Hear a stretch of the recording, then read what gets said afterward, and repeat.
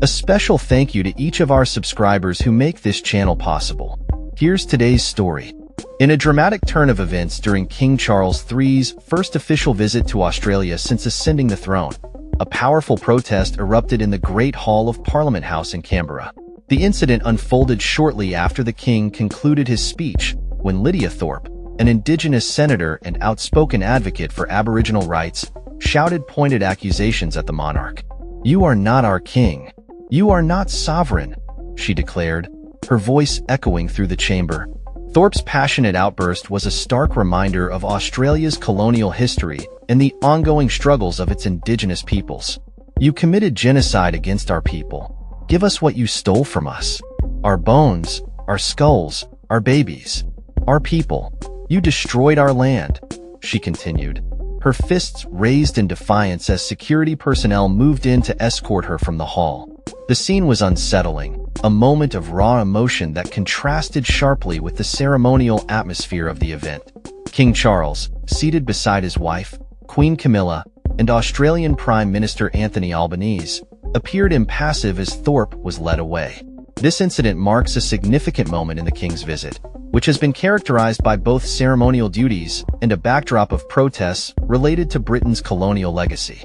Lydia Thorpe, known for her fierce activism and a prominent family lineage of Indigenous rights advocates, has a history of challenging the monarchy. In her previous term as a senator, she made headlines for raising her fist in a Black Power salute during her oath of office, referring to the late Queen Elizabeth II as the colonizing Her Majesty. Her actions on Monday were no less provocative, as she demanded a treaty for Australia's Indigenous population, a demand that has yet to be fulfilled in a nation where the king still serves as head of state. The protest was not an isolated incident.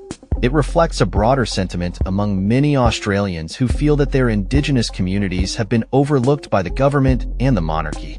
Ahead of the king's speech, demonstrators gathered outside the Parliament House, brandishing banners that called for decolonization and justice for Indigenous Australians.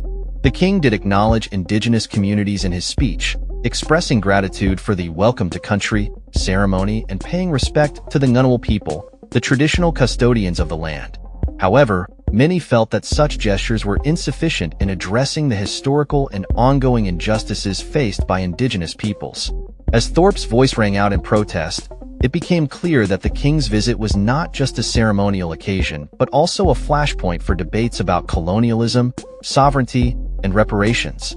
Following the incident, Buckingham Palace issued a statement expressing gratitude for the support received during the visit, but did not directly address the protest or Thorpe's accusations.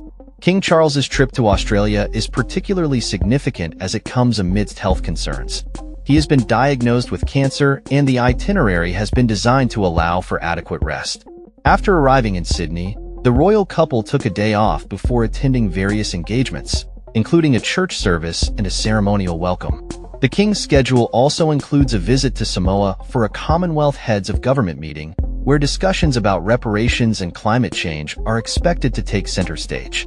The uproar surrounding King Charles's visit underscores the complexities of Australia's relationship with its Indigenous communities and the lingering effects of colonial rule. As protests continue and calls for a treaty grow louder, the monarchy's role in this narrative remains contentious.